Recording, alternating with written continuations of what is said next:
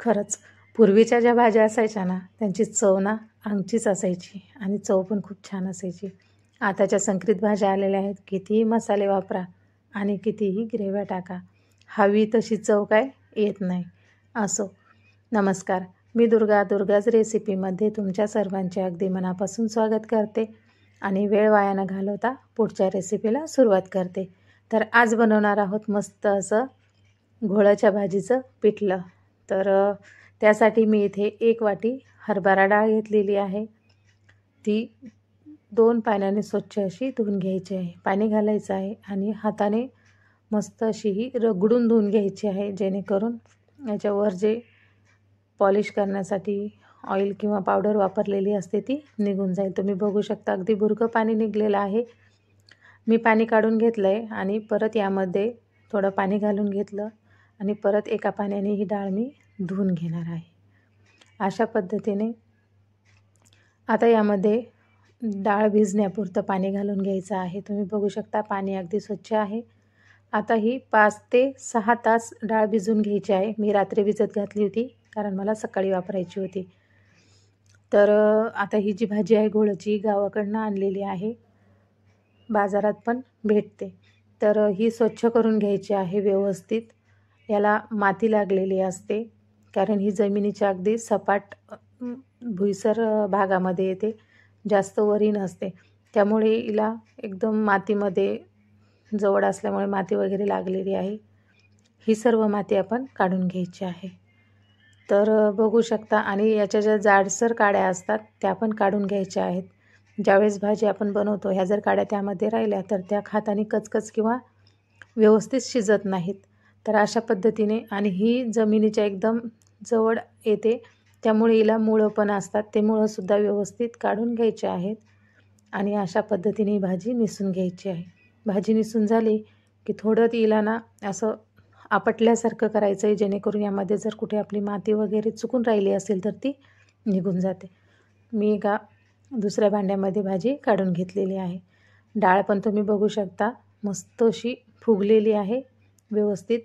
आता यामधली डाळ आपल्याला मिक्सरच्या भांड्यामध्ये काढून घ्यायची आहे आणि पाणी न घालता ही डाळ वाटून घ्यायची आहे. तर तुम्ही बघू शकता मी अजिबात यामध्ये पाणी घातलेलं नाही आहे आणि ही वाटून घेतलेली आहे. अशा पद्धतीने ही डाळ वाटून घ्यायची आहे आणि अगदी थोड्या डाळंब्या वगैरे राहिल्या तर काही हरकत नाही, त्या भाजीमध्ये चालतात. तर डाळ वाटून घेतलेली बाजूला ठेवूया आणि जी भाजी आपण निसून घेतली होती यामध्ये पाणी घालून घेऊया आणि स्वच्छ ही अगदी हाताने मस्त अशी हलक्याशा हाताने रगडून व्यवस्थित धुवून घ्यायची आहे. थोडा जास्त वेळ धुवून घ्यायची आहे, जेणेकरून माती वगैरे लागलेली असेल ती पाण्यामध्ये विरघळून जाईल. तुम्ही बघू शकता अगदी घाण पाणी निघलं आहे. मी परत एका पाण्याने ही जी भाजी आहे घोळची ही धुवून घेणार आहे. तर व्यवस्थित अशी भाजी धुवून घेतलेली आहे. तुम्ही बघू शकता मस्त अशी भाजी. आता ही एका जाळीमध्ये मी काढून घेतलेली आहे. पाणी पूर्ण निचरून घ्यायचं आहे आणि नंतर ही चिरून घ्यायची आहे. तर एकदम बारीक अशी ही भाजी चिरून घेणार आहोत आपण. जास्त जाड ही भाजी आपल्याला ठेवायची नाही आहे. मस्त अशी बारीक अशा पद्धतीने ही भाजी चिरून घ्यायची आहे. मधनं कापून दोन्ही भाग एकत्र करून घेतले तर भाजी चिरायला अगदी सोपी जाते. कोणतीही पालेभाजी चिरायची असली तर अशा पद्धतीने जर चिरली तर खूप लवकर आणि व्यवस्थित भाजी चिरल्या जाते. चिरलेली भाजी एका दुसऱ्या भांड्यामध्ये मी काढून घेणार आहे. सर्व भाजी काढून घेतली. आता इथे मी पातीचा कांदा वापरलेला आहे. हिवाळ्यामध्ये हा मस्त असा भाजी मंडईमध्ये सर्वत्रच मिळतो. तुम्ही याऐवजी वाळलेला कांदा पण वापरू शकता. पात पण त्याबरोबर मी वेगळी काढून ठेवलेली आहे.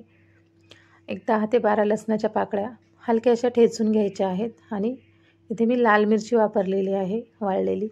तुम्ही त्याऐवजी हिरवी मिरची पण वापरू शकता. कढईमध्ये तेल घालून घेतलं आहे.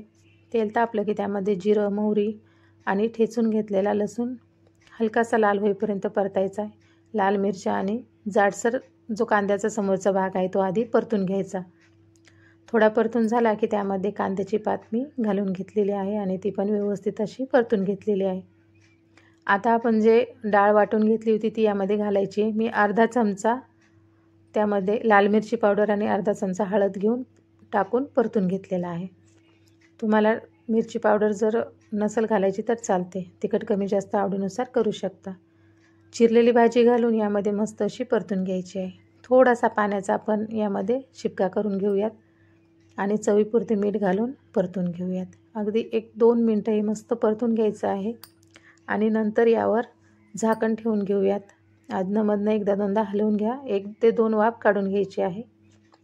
कोथिंबीर घालून घेऊया आणि मस्त असं हे मिक्स करून घेऊया. मस्त गरम गरम भाजी तयार आहे. चला तर मग भेटूया पुढच्या रेसिपीमध्ये. व्हिडिओ आवडला असेल तर लाईक, शेअर, सबस्क्राईब नक्की करा आणि तुम्हाला माझी रेसिपी कशी वाटली कमेंट करून नक्की सांगा. चला तर मग भेटूया पुढच्या रेसिपीमध्ये. नमस्कार.